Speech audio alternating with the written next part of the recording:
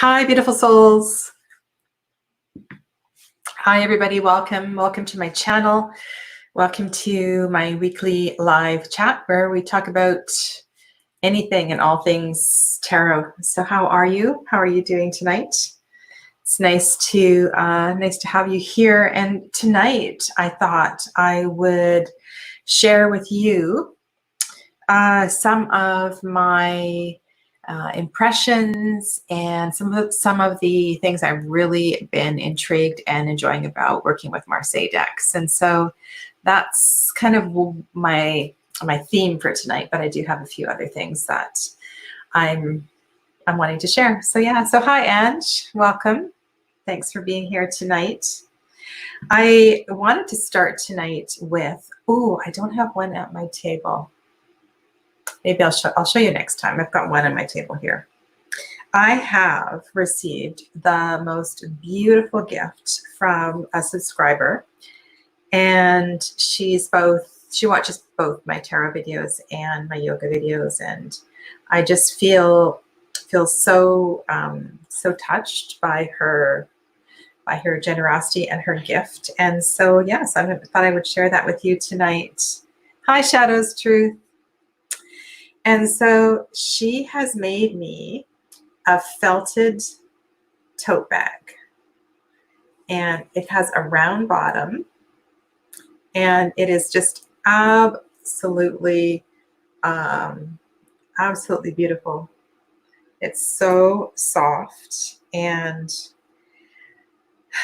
I haven't designated a purpose for it yet, but I'm thinking that maybe this is going to be for foraging, for wildcrafting, but it has a really unique bottom. So I really need to think about what I want to put into a round bottomed tote bag, right? Because the shape is quite shallow and round. And so anyway, it's just so gorgeous. And I was really kind of overwhelmed. I was expecting, she told me she was sending something, but I had no idea it was going to be this large. And because felting takes forever, I don't know if any of you do that.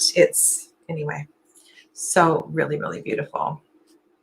Amber, that's not for you to play with. No, you cannot have that. That's going to go over here.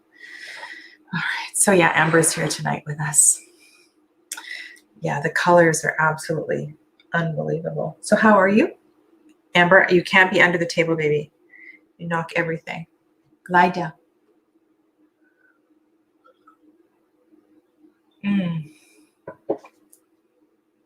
We've had crazy weather here. I don't know what's going on. It feels like summer. You know how sometimes in the summer you get hailstorms? But we've had really weird stuff going on here. COVID weather, I suppose. Anyway, let us get on with the topic. I also have been a little bit careless on my shopping for tarot decks, and I had several decks arrive today, and I'm really excited to open them, but at the same time I'm kind of knee deep in my Marseille study, as well as a few other things that are going on, and I can't get into this deck, so I was going to show you, but maybe later. Okay, decks later, other decks later. Let's go back to the topic. So Tarot de Marseille. Do you guys read Tarot de Marseille? Do you play with it? Do you weird weather in New York too? Yeah, something's going on. I have to get my notes. Okay, so tonight's topic is 10 things that have really intrigued me with Tarot de Marseille. And the first one is its connection with the Il Camino in France and in Spain. So the pilgrimage in northern Spain, western Spain, and southern France. This is a pilgrimage that I have wanted to take for a long time. And I still haven't figured out how I'm going to do that because I had my first 3 kids and then I had one 10 years later. So I'm still parenting very much and involved in all of that. So I'm waiting for this opportunity when I can kind of be free and traveling again. But the Il Camino has always been on my bucket list. Shadow's Truth has the ancient Italian Marseille. So in my journey, in my study of the Tarot de Marseille, which I have really been, this has been I would say the past 6 months, I've really been wanting to understand this more. And so I have a couple of the decks from Flournoy. So this one is his Dodal deck. And I want to take you to his website. He has a really cool website. There's not too many pages on it. Just let me get it for you. It's this one. So the website is tarothistory.com. And just let me go to here. So on his website, where he's talking about the history of the Tarot de Marseille, one of the things that he ties in is that each of the minor suits is connected to a certain path, connected to a certain type of artisan or swordsman, or you know how we think like the swords. Well, I'm actually going to read the words because I'm just starting to put all of this together, and I don't want to paraphrase incorrectly. So like the Christian pilgrimages in this area, craftsmen also journeyed to the west coast of Spain, stopping to learn from one master to another. And they learned new methods of their craft, gained greater understanding. And so depending on their birthright, depending on their craft, they took a different path. And so each of those paths is connected and related to an aspect of the minor suits of the tarot. And when I started reading about this, I found it just so cool. And it was just this layer that kind of drew me in.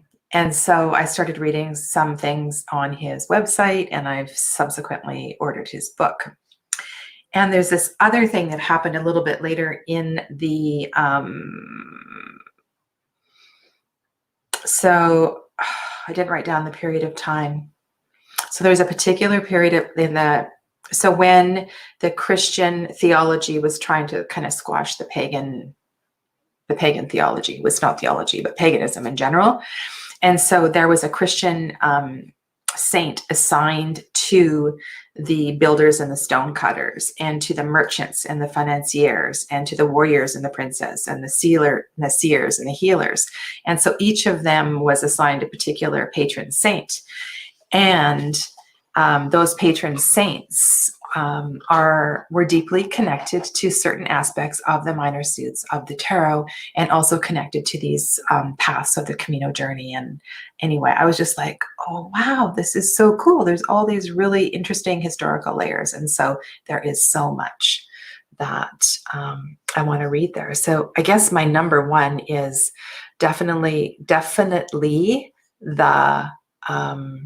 the intrigue of the layers and layers of history, which you don't always get, with like when you're working with a contemporary deck, it's really fun. And I work with the symbolism and different things, but I don't know, maybe it's like the older I get, the more I want to know about history, and I want to know these stories, and I want to know the backstories of the deck. And one of my pet peeves is when I crack open a new deck and there's something really interesting in the artwork, but in the guidebook that hasn't been shared. And I want to know, and I know that we're supposed to intuit it and we're supposed to feel it out and it's supposed to be our own journey and all of that. But when there's something so connected and so powerful as that, I want it to be shared. And I really like it when guidebook writers take us into their journey. And so I think that's what Flournoy has done. And so I've been working with the Dodal and the I've got so many decks on my thing here, and the Jean Noblet, and really, really enjoying his website, which is tarot-history.com. So yeah, it's really interesting, and I'm so intrigued. So the second thing that's really intrigued me is about the Fool card. And I was and have been loosely aware that the Fool doesn't have a number. And I've never really thought about what that means. Like, what does it mean that the Fool is 0? And so a lot of these deck creators have written significant amount of stuff about what that means. And there's all these different layers and paths and explanations about what the Fool actually is and how the Fool is kind of outside of the major arcana, not a part of the major arcana. And Jodorowsky and Flournoy and Bendov, and they've all kind of got their own take on this, but I wanted to show you one picture from that same website that I was just looking at. If you haven't seen this website, I don't know if you've seen it or not. This picture here, because I found this one really interesting. Let me close that window.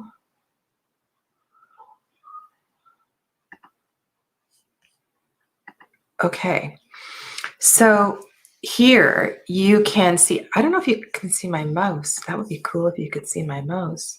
Oh, you can see my mouse, yay. Okay, so here's the Fool here. And here is one. So here's the Magician here. 1, 2, 3, 4, 5. Here's the Lovers over here. 6. And then 7, 8, 9, 10. Here is 8. And then 9, 10, 11, 12. Sorry, I've got those numbers wrong. Sorry. There's the Wheel, which is 10. 11 is Strength. 12, 13, 14, and 15 is the Compagnage. And then the Tower is here. And then we have Mastery. So the Fool is part of this deep symbolic journey. And I have been reading these stories and these connections about the major arcana in a way that I've never really studied before. And I think that once I really integrate these stories and integrate these lessons, I'll be able, of course, to apply it deeply into my readings with the RWS decks as well, too. And so the Fool is kind of on his moving in and out of all of this. So it's always about the Fool in relation to where he, she, they are on the journey. And now I kind of understand, like, the Fool means a new beginning, which is something that I've always kind of brought into a reading, but it's so much more than that. It's about when the Fool comes up in the reading, it's really important to look at where the Fool is. And so not so much acknowledging the Fool, because the Fool is going to indicate the focus on the journey in the reading, but the other cards are really, really important to help us indicate kind of what level of processing, what level of integration, what level of their adventure this person's at. And so that model that I just showed you on the screen has some pretty incredible layers to it. And I guess, the part that's really confusing is, like, if you study a deck like the Wildwood Tarot or something like that, you start to learn Wheel of the Year and the different relationships of the major arcana in a deck like that, which has a system of its own pretty much. However, I think that studying this, like a model like this, it's not outside of any deck. It's just a really beautiful understanding of the journey of the Fool and how the cards of the major arcana relate to one another. And within that model, there's a whole bunch of numerology and connections within it. So I'm really, really intrigued. Hi, Milo. Welcome. Have you been on I think you were on one of my readings before. Anyway, nice to have you here, and IT guys here. So this has been a real start of a bigger adventure for me, and I feel really, really curious about how this is all going to unfold and how this is going to shift as I dive deeper into my study of the Tarot de Marseille, how this is going to shift my readings of other decks as well too. And I think it's only going to be amazing. So I'm sure you've seen these decks before. Actually, I'll show you some of the cards when I get to some of the other points, because it's pretty cool. But the two decks that I have from Flournoy, and actually he's passed away, so his wife Roxanne is still running their shop and their website. I'll just show you the two Fool cards, because we were talking about the Fool. And there's something pretty interesting here. Come on, Le Soleil. So, as they say, chat amongst yourselves. Give me just 1 second here.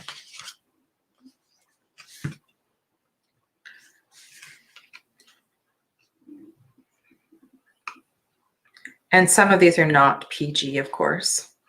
So these are the two Fool cards of the decks that I have from him. So the larger card on the right is the Dodal, and the Noble is the smaller card. So, and you'll see that in most of the Tarot de Marseille, the Fool is moving to the right, to the future, and the body positions definitely are a really, really important part of this whole thing. So anyway, it's just so very, very fascinating, and I'm having so much fun with it. Oh, Neighborhood Hearts. Hi, welcome. Nice to have you here. Okay, so if you do have any questions about the Tarot de Marseille, go ahead and pop those up, and I'll see, if I can answer them for you. If you want to ask me about any of the decks that I'm working with. So that was number 2. Number 3 is something that is how do we start this? So I want to talk about the Knights. I don't have that deck, IT guy, and I know a lot of people do consider it. So maybe I will share a definition of what is Tarot de Marseille from my understanding. So Tarot de Marseille are not necessarily decks from the Marseille area of France. Tarot de Marseille is a style of deck that was created around a certain period in time. And they were created from woodblock prints. They have a particular look to them as far as the majors go. The minors all look very, very similar. And they have characteristics of having, for example, they all have square corners. And the period of the Tarot de Marseille is around, I'd say from around 1700 to 1860. So there's a certain period of time. So I know that I was Simon did a video recently, and he was sharing his Tarot de Marseille decks, I think, on one of his quarantine videos. And one of the decks that he brought into the conversation was one of his Soprafino decks. And for me, Soprafino is Soprafino. It's a different family of decks. In the majors anyway, there's a completely, no, I can't see my screen. If I go like that, there, that's better. So here is a Soprafino Fool. Here is a Tarot de Marseille Fool. And there's a different look and there's a different style. And I think within these historical decks, there are a few different styles, depending on the period that it comes from, the country that it comes from, and how it was created, of course. So, and then, of course, we can really broaden that definition because a lot of the contemporary decks, which I'm going to talk about, are definitely Marseille style. And we talk about it so loosely, but Marseille has a very specific look to it, I think. So, yeah. Oh, hi, Jen. Hello.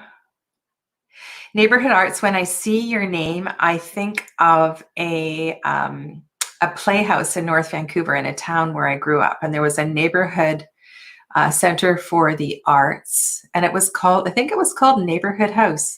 And that's where we used to go to watch the plays and stuff. So, yeah. Okay, so where was I? Oh, okay, so I want to go back to the Knights. I was answering a question about the Swiss deck. Okay, so I want to talk about the Knights. I've been doing a lot of videos and we've been sharing information about the court cards. And in the way that I read the court cards, each of the court cards is associated with a element. So for example, the pages are associated with earth, and the knights with air, the queens with water, and the kings with fire, because the queens and the kings make up the balance of the water and the fire. And I'm aware there's lots of other systems out there. And I'm not saying this, the way that I read is correct or incorrect. It's just a system of reading. And it resonates with me deeply. It makes a lot of sense. And I have no trouble with it in my readings. However, in the Tarot de Marseille especially, there's lots of different interpretations. And I have found some crossover in a couple of decks that are really, really intriguing. So I want to ask you a question, and that has to do with the 52 deck of playing cards. Oh, Essence is here. Hi, Essence. There's a talk of yes, TDM is the talk tonight. So what happened to the Knights? Where did they go? Why are they missing? Why are they missing from the 52 pack of cards? And how did they arbitrarily get stuck into the number 2 position? And how did all of that come about? I think that's a really interesting inquiry to look at, because it might help us understand a little bit more about that. So yeah. So in Jodorowsky's book, I'm looking at Jen's comment. So in Jodorowsky's book, he talks a lot about a different way to look at the Knights. And so we have the pages, the queens, and the kings, which are part of each suit. The pages, the queens, and the kings. And the pages represent the element of earth. The queens are pages are earth, queens are water, the kings are air, and the knights are fire.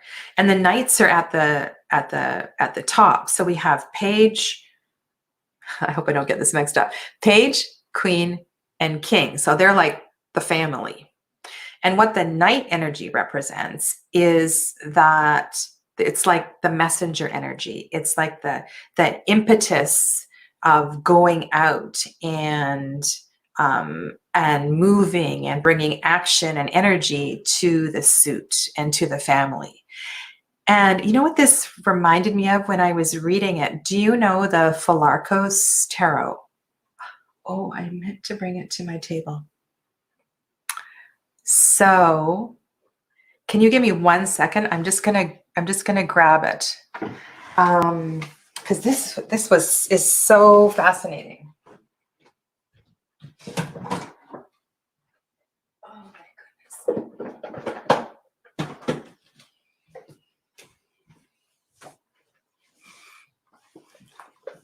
You know how they say this energy, not this energy, this information is out there. It's all out there in the ether for us to grab and to figure out. Well, I think some of these deck creators have intuitively just kind of done this. So this is the Philarkos Tarot by Carmen Sorrenti. And what I wanted to show you was in this deck, this is exactly what she's done with the knights. The knights are in black and white, and the knights are called the trail of the suit. And they are the energy of moving energy, of bringing energy. It's like there's definitely this element of air, but there's this moving in and moving out of the suit. And so I really want to have a look at what Carmen's written about the knights, because it feels very, very similar to what Alejandro Jodorowsky was writing about with the knights. And then I was thinking about something I shared with you last week about this one. And I had this little aha moment. So in the Urban Tarot, those of you that have this one, you'll know that the knights are the top of the pile. They're the top of the pile. They're the first, well, the fourth or the first in the book. It goes knight, queen, prince, and princess. And Robin Scott talks about the knights. Sorry, Robin is they. They talk about the court cards, or they talk about this deck as being Thoth-based. However, where did she get this knight energy as king energy, the kind of top of the pile, from, right? It comes through the Marseille tradition. And so what am I saying here? I'm saying that this is going to really, going to this Marseille reference is going to really help me to understand this a lot better. And the knight here is the fire. The Knight of Wands is the fire of fire. So in a way, she is also, please don't get mad at me about my pronouns. They are also associating the knights with fire. And the knights are at the top of the pile. So have you noticed, any of you noticed this before? Oh, Jen just got her Philarkos. Philarkos is so, I don't know. I think I need to spend a whole year with the deck. It's just truly, truly amazing. So I don't want to get kind of off topic here, but this is kind of my number. I made a list here. Number 3. Yeah. So number 3 was my inquiry about the knights and how this all kind of comes into place. And then this one, which I kind of ruined by edging. This is the Yonasa Yaus. Anyway, So in this deck, the Knights are also I'm going to say the top of the pile. So they are also the fourth court card in the deck. So I am, and this deck, of course, is it is based on the teachings of Jodorowsky. So of course she's going to do it the same way that he did. Gosh, have you seen this deck? I really am intrigued with this deck. I'm going to this is another deck I'm going to be spending a lot of time with this year. So it's definitely not a Tarot de Marseille, but the intention of all of the artwork is based on the work of Jodorowsky. So, yeah. And the language is Galatian in the deck. Yeah. So what am I doing? I feel like I'm pulling a lot of pieces together to help deepen my experience with the tarot on so many different levels. And I'm having so much fun. Yeah. If you have any questions for me, please go ahead and put them in caps or let me know. Okay. All right. So next, so after the Knights, I am a language teacher, or I was a language teacher.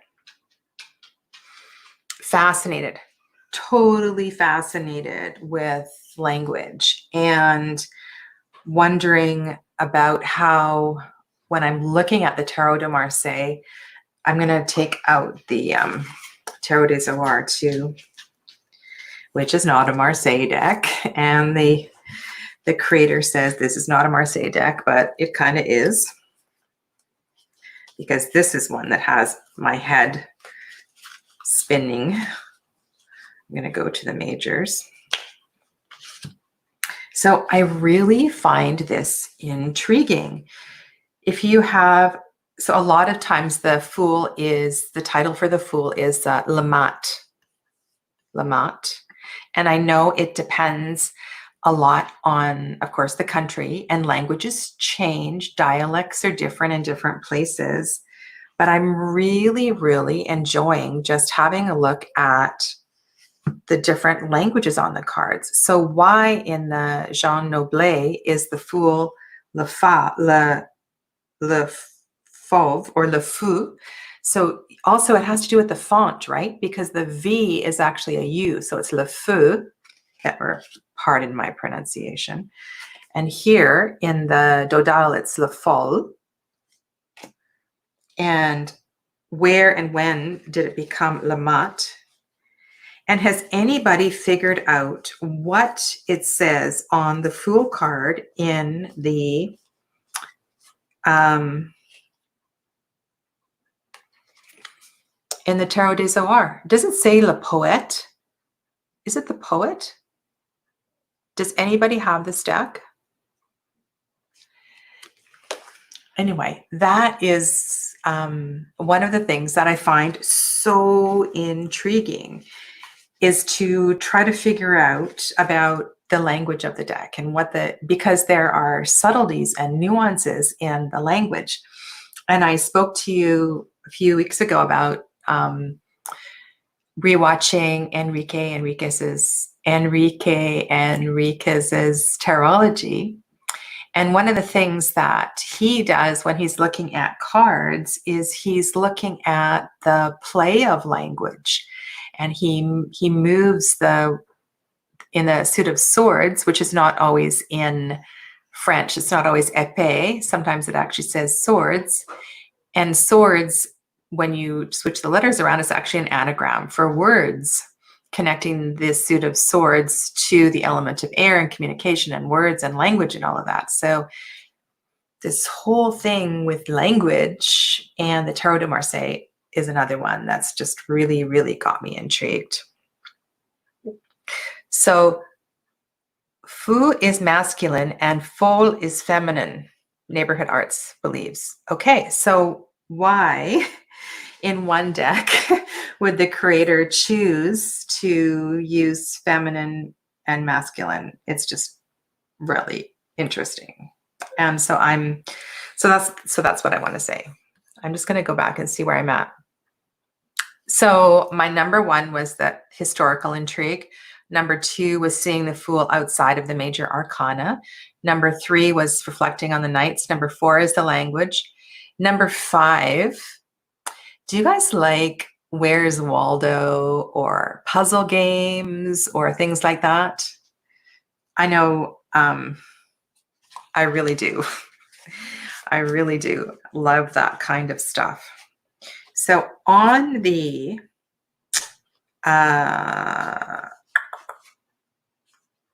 Chariot card,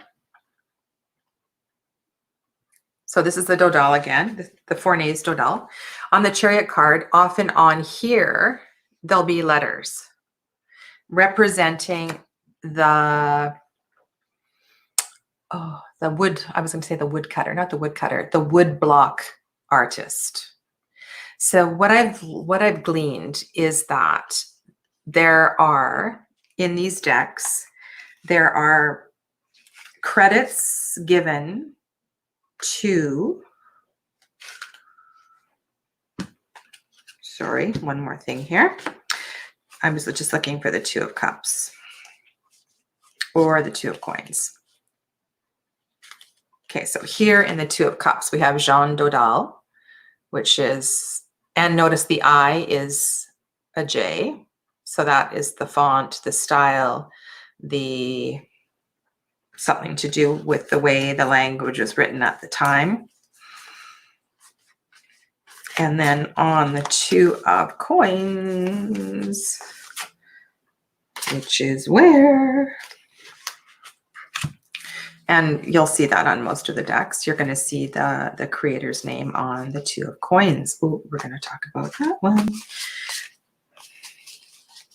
So there are a lot. So here we have Jean Dodal credited at the top, and then Flournoy down at the bottom of the 2 of Coins. So beyond that, there's all this other really interesting stuff. So on this particular deck down here, we have F.P. Letrange, or F.P. Letrange, Trenge, which represents made for strangers or made for foreigners. So there is some indication in this particular deck that the Dodal was designed and intended to be marketed, right, internationally. And really, really, really, really cool. The other one I wanted to show you was on the Emperor. This number 4 here is not a number 4 for the Emperor. This is also a marking of one of the creators, one of the participants of the creation of the deck. It's his sign, it's his signature. So within the Tarot de Marseille, there's all kinds of little hidden treasures that are really, really fun to explore and work with. So it could be Jan spelled, yes, it could be Jan spelled with an I. And you'll see that in the decks. A lot of the J's are I's. So it's really fun and really intriguing to look at the language. So that was language. And then the next one was hidden markings and other symbols. Okay. So my next one, and I'm using this deck because it's all out over the table here. So here is the Tower. And I have found this really, really intriguing. So maybe I could pull out a couple of Tower cards. How about if we go to this favorite? which makes me happy just looking at it. Yeah. So the question is, in the tower, which way do the flames go? In the tower, which way do the flames go? I don't know if any of you pulled out a Tarot de Marseille deck, just to have in hand tonight for this chat. So if you have a tower there, which way do the flames go? Where is it? Okay. Oh, so this is a really good example. So here is the Trionfi della Luna. And the flames appear to be going down to the tower. So there's this whole conversation in the Tarot de Marseille about which way are the flames going, because the direction of the flames has significance.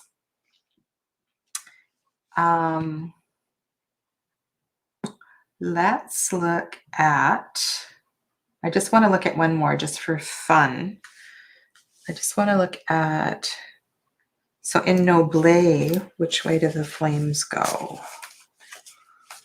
So can you think of any kind of logistics, reasons? Have you ever considered that? Like, oh, the lightning is striking the tower, but why in these older decks would the lightning be coming from the tower? And I tell you, this has given me a real aha moment. Of course, I can't find it right now. I'll see if I can find another one.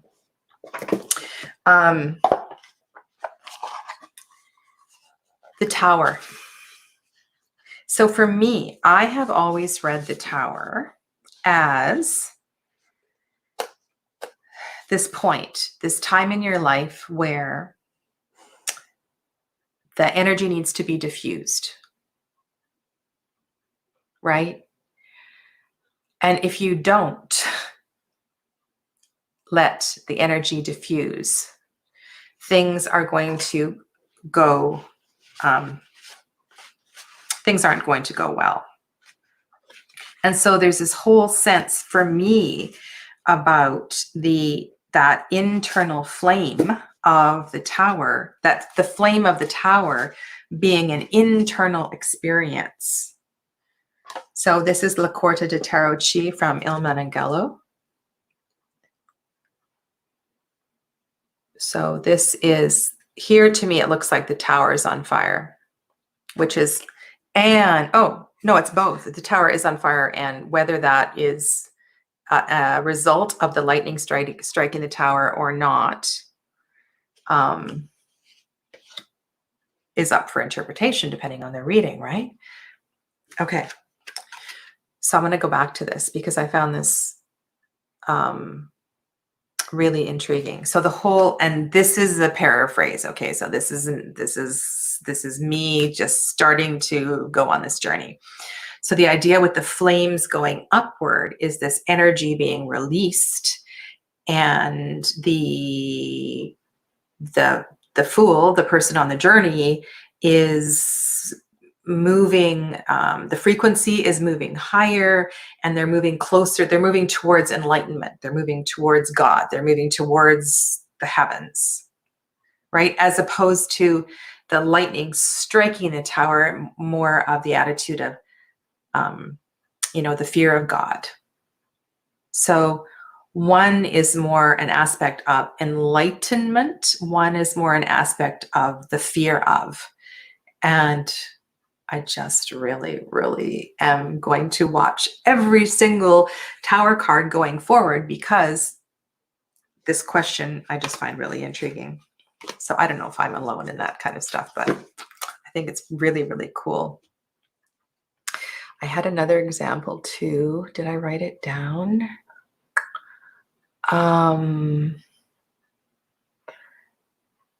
Symbology. I wrote down symbology that stirs was my number 6. Okay. Did I write down another one? I'll see if I'll come back to it if I can think about it. All right. So the next one, number 7, is color. And let's look at the CBD. It's very, very similar to this Dodal. Yeah, very, very similar. So I guess what I'm thinking is that the primary colors, the use of primary colors,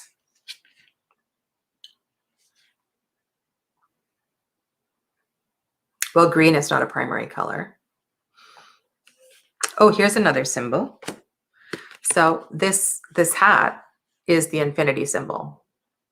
So the hat turned into the infinity symbol. That's pretty cool. I didn't know that. That's something I recently learned.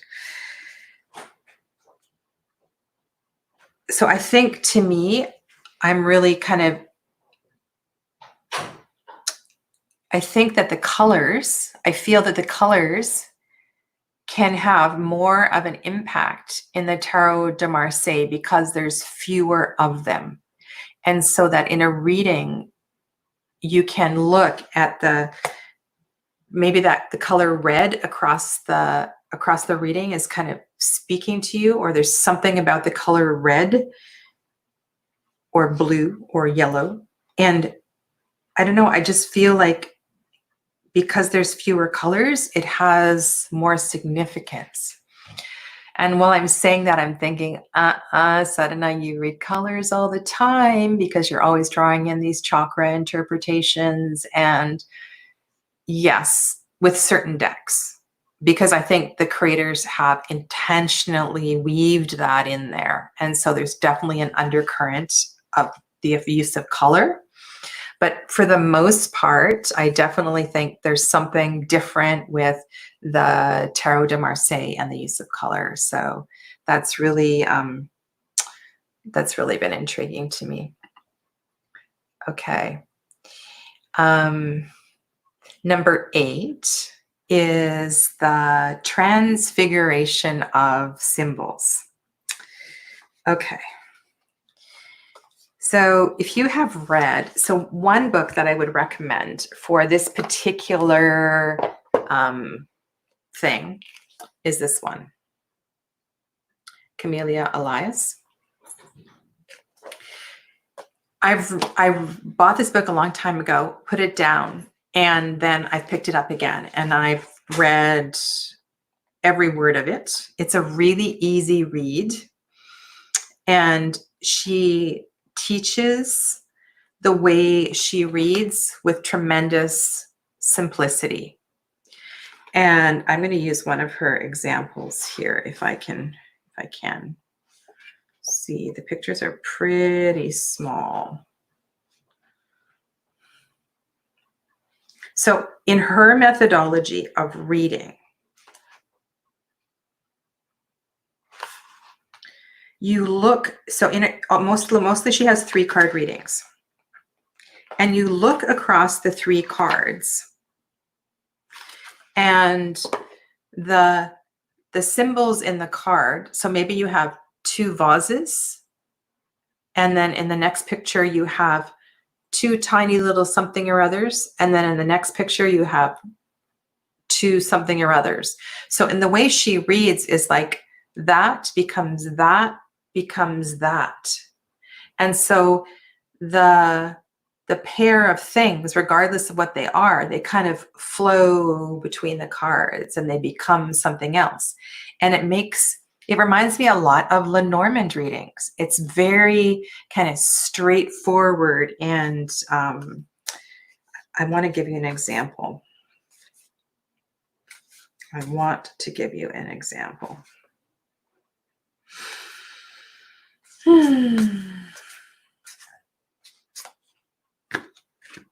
Oh, and I don't know who VT is on this one. This is a CBD deck. I'm trying to figure out who VT is on the Chariot. If any of you guys know who that is, that would be awesome. Look, here we have the Infinity hat again on the Strength card. That's really interesting. Okay.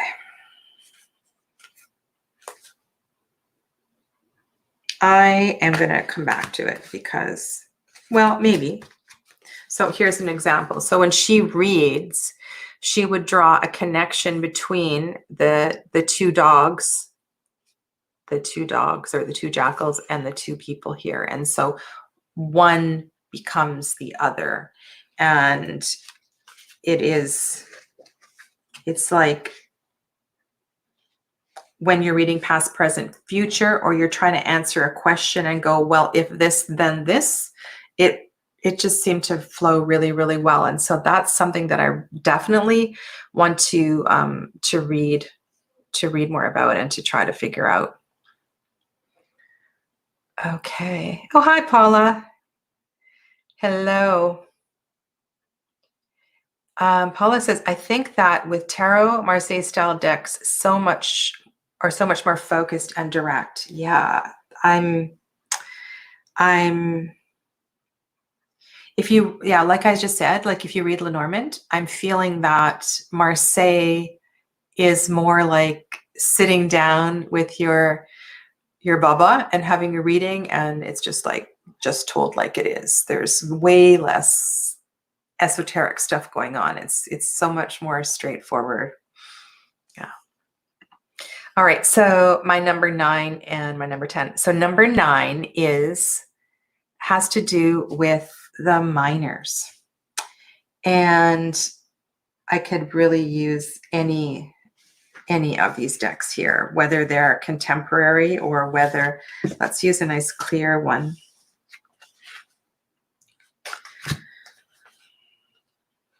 So the thing that I like about the minors are the mandalas. And I spoke about this a while back, and about getting lost in the sacred geometry.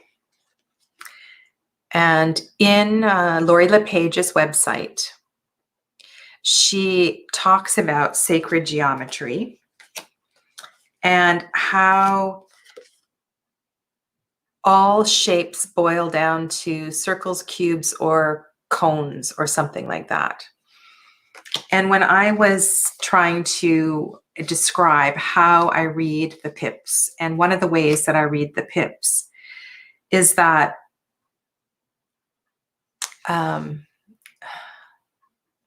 pause, go back. For those of you that do Tritak meditation on mandala, so you can sit staring at mandala, and within every mandala, within every yantra, there's a point in the center called a bindu.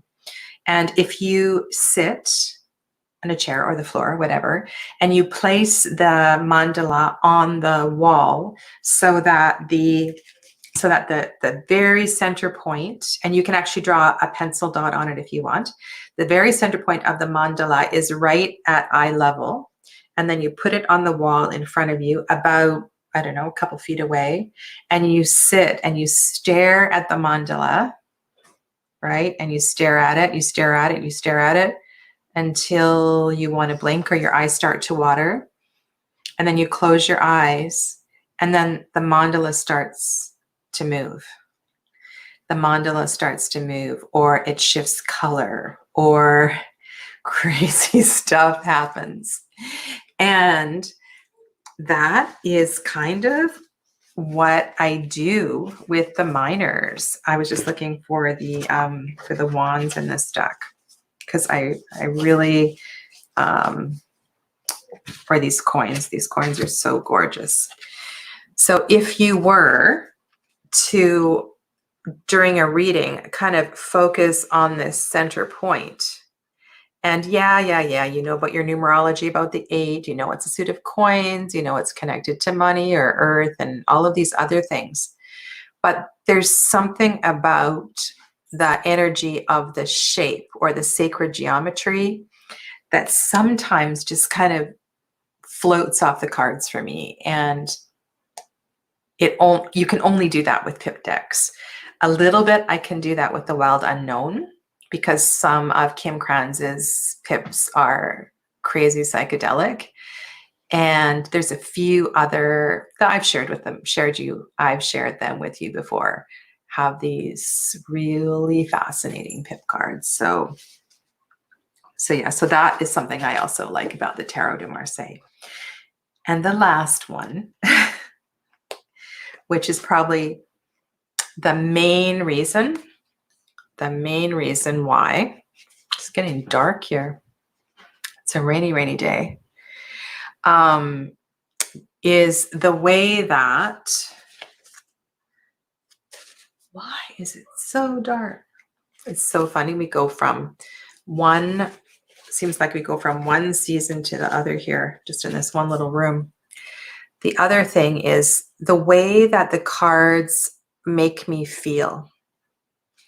Do you ever touch an object and you feel almost transported to another time?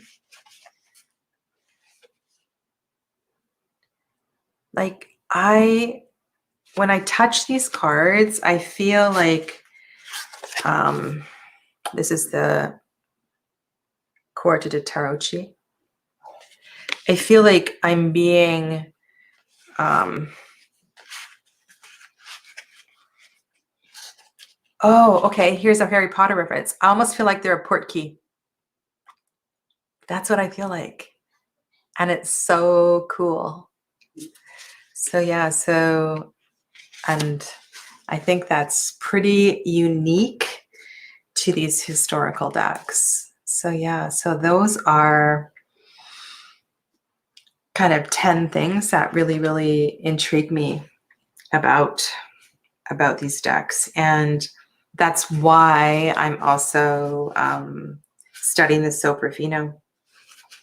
So I mean, the main reason I bought the Soprafino deck was because this is not focusing very well. I want to have a closer look at the deck of the Bastard and try to figure out the deck of the Bastard a little better, because I find the deck of the Bastard, while it's a deck of the Bastard, I feel like I don't really understand it well enough. Oh my God. Look at this. Look at this Empress. Looks like a guy. It's definitely an androgynous figure. It's so cool. Yeah, so I almost sometimes feel with these older decks like I'm trespassing a little bit.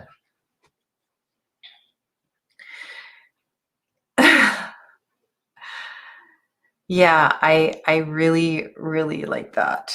So yeah, so that's what I wanted to share with you, and why I'm going to be, so I've started recording, and I'm going to do probably, I don't know, 5 or 6 side-by-sides of, and I don't have a lot of these decks. I have like 1, 2, 3, 4, 5, like 12. And I'm going to do a few different side-by-sides of them. So you can see some of these things I'm talking about, and I'll try to share with you some of the hidden messages, or the hidden, or the words, or I'm going to try to look up the language if I don't really understand the language and try to figure that out. And it's just really been fun doing a lot of reading about this. I feel like almost like a kid in a candy shop, you know? Yeah, I feel like it's pretty special. So is there any of these decks that you want to see, or what did Jen say? Yeah, the learning never ends. So, and I know a lot of you guys have these decks and multiple variations of them. Yeah. And the only one I didn't show you any cards from, well, I have the Tarot de Marseille, which is really, really sweet. Don't you love the colors in that one? And then the Marshmallow Marseille. I don't have the Siren. I feel like I have enough to work with here. So on the 2 of Pentacles, the Wandering Oracle did not sign this one. So yeah, but I feel that this deck, you know, even though it's a contemporary Marseille deck, does a really, really good job. And I love the random use of the language in this one too, the way that the letters have been put around some of the court cards and so forth. Right? I think it's really, really creative how that was done. Yeah. And I would love to eventually maybe get the Siren deck, but one of the things for me with this deck, I think this is one of the first ones that I really started to play with a while back, was really looking at the plant life and what's happening with the plant life and how the plant life is moving through and among the cups or the coins. Is it restricting the coins? Is it restricting the cups? Are the cups open? Are the cups free to move, right? Does it feel, how does it feel? Expansive, restrictive, and things like that. And so I really feel that, you know, that this deck has done a great job with that. The Tarot Siren is a great interpretation. Yeah, I have a feeling that one's gonna wander into my collection at some point. And the Spanish Tarot, and I'm loving the Spanish Tarot, and I have Lo Scarabeo Claude Burdell. Yeah, and I would really appreciate it if you have any other recommendations for Tarot de Marseille decks. Yeah, I have a couple others that I've ordered, but not a lot. So yeah. So those of you that came in after the fact didn't see my gift, and I'm going to show it to you. This is what I was talking about on a chat earlier yesterday or today. This is a felted carry bag that was made for me by a subscriber. So she watches both my tarot videos as well as my yoga videos. And yes, it's got a round bottom. It's absolutely gorgeous. So, and it's so soft. I love it. It's just, I was so touched. It's the first, I've received decks from indie artists and I've shared their decks before, but I've never received a gift that's a handmade gift from a subscriber before. So it's really special, and I will always, always remember that. Yeah. So do you have any questions or anything that you want to share about your experience with Tarot de Marseille, or fear of, or joy with, or anything like that? Because I would love to, I'd love to know. Yeah, and I've been really, really naughty as far as hitting the put in my cart and actually emptying my cart lately. Yeah. So my Shadowland Tarot arrived. And after I did my, do you remember I did the court card video on the animals, right? The animal decks. I ordered a couple decks after that you guys recommended. So I ordered Tarot Familiar. And so it came in the box with the Shadowland Tarot and a few other things, which I will reveal over time. Yeah, it's been really something. Yes, and yeah, that's exactly what I thought too. Oh wow, Tarot de Familiar is not shrink wrapped. Isn't that interesting? And this is by Fournier. Oh, this is the publisher of, I only have one other deck from this company, and it's the one I use for past life readings. It's called the Labyrinth Tarot. Yeah, I think that's what it's called, the Labyrinth Tarot. Wow. Wow, this is interesting. Yeah, so this was recommended by one of you. I forget who recommended it.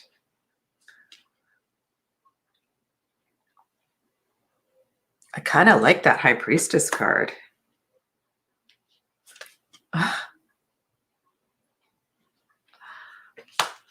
The Spanish Tarot is Fournier also. Ange got her. Oh my goodness, look at this. Wow. Oh my God. Whoa. This is quite the deck. I've seen the walkthrough of this deck, and the expressions on the animals' faces are priceless. Yeah. Well, Temperance is a unicorn. And you know the colors of this deck? Oh, look at the kitties and the star. Oh my goodness. Oh my goodness. Does Becca have this deck? I can see Becca really liking this card. And the sun is a bunny too, a hare. Oh, okay. And look, it's a pip deck. It's a pip deck. Okay, let's look at the court cards. Let's look at one set of court cards. So we have Knave, Knight, Queen, and King. Here, I'll show you. So these are the pentacles. So we have Knave.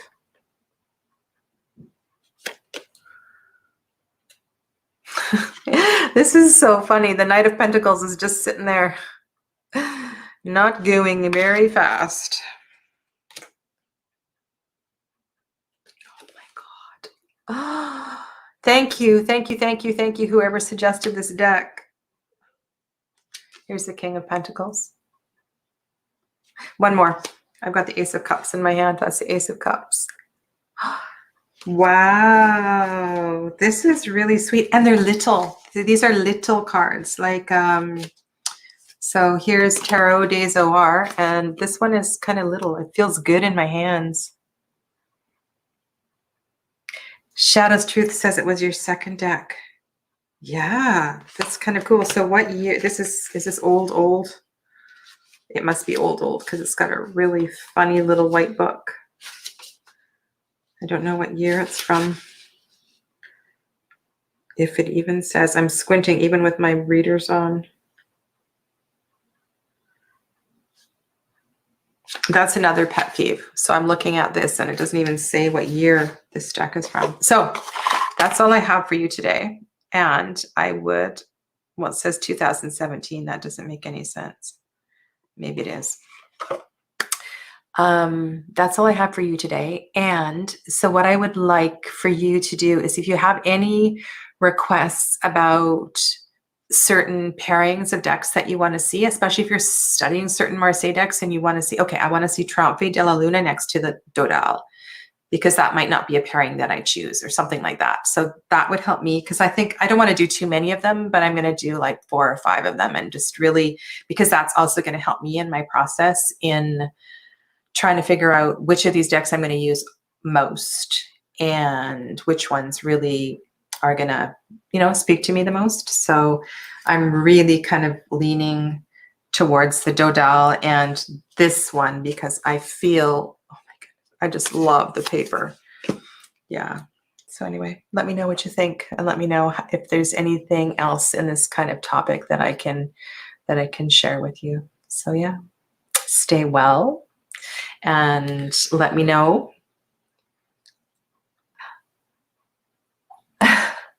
I'm not sure what love is, but maybe that is the animals in that deck. Anyway, stay well, and thanks for being here tonight. And I'll chat with you soon. Bye.